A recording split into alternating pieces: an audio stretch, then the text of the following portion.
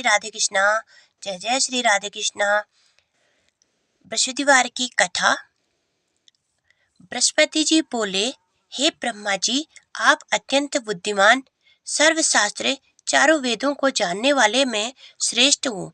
हे प्रभु, कृपा कर मेरा वचन सुनो।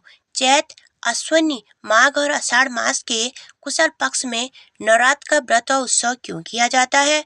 हे भगवान, इस व्रत का क्या फल है? किस प्रकार करना उचित है? पहले इस व्रत को किसने किया, सो विस्तार से कहो। बृहस्पति जी का प्रश्न सुनकर ब्रह्मा जी कहने लगे, हे बृहस्पति, प्राणियों का हित करने की इच्छा से तुमने बहुत ही अच्छा प्रश्न किया है। जो मनुष्य मनोरथ पूर्ण करने वाली दुर्गा, महादेवी, सूर्य और नारायण का ध्यान करते हैं, वे मनुष्य धन्य है।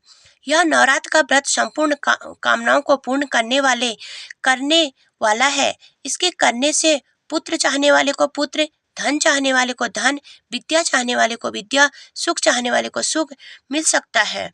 इस व्रत को करने से रोगी मनुष्य का रोग दूर हो जाता है और कारागार में पड़ा हुआ मनुष्य बंधन से छूट जाता है। मनुष्य की तमाम विपत्तियां दूर हो जाती है और उसके घर में संपूर्ण संपत्तियां आकर उपस्थित हो जाती है। बंदियां और काकबंदियां इस व्रत के करने से पुत्र हो जाता है। समस्त पापों को दूर करने वाला व्रत के करने से ऐसा कौन सा मनोरथ है जो सिद्ध नहीं हो सकता? जो मनुष्य इस अलभय मनुष्य देह को पाकर नवरात्र का व्रत नहीं करता, वह माता पिता से हीन हो जाता है, अर्थात उसके माता पिता मर जाते हैं और वह अनेक दुखों को भोगता है। उसके शरीर में कुष्ठ हो जाता है, अंगहीन हो जाता है, संतानोपति नहीं होती।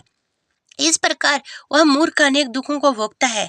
इस व्रत को न करने वाला निर्दयी मनुष्य धन और ध्यान से रहित हो भूख और प्यास के मारे पृथ्वी पर घूमता है और गूंगा हो जाता है। यदि व्रत करने वाला मनुष्य सारे दिन का उपवास न कर सके तो मनुष्य एक समय भोजन करे और उस दिन बांधों से नवरात्र का व्रत का स्मरण करे। हे बृहस्पति, जिसने पहले इस महाव्रत को किया है, उसका पवित्र इतिहास मैं तुम्हें सुनाता हूँ। तुम सावधान होकर सुनो। इस प्रकार ब्रह्मा जी के वचन सुनकर बृहस्पति जी बोले, हे ब्राह्मण, मनुष्यों के कल्याण करने वाले इस व्रत के इतिहास को मेरे लिए कहा। मैं सावधान होकर सुन रहा हूँ। आपकी शरण में आए, मुझ पर कृपा करो।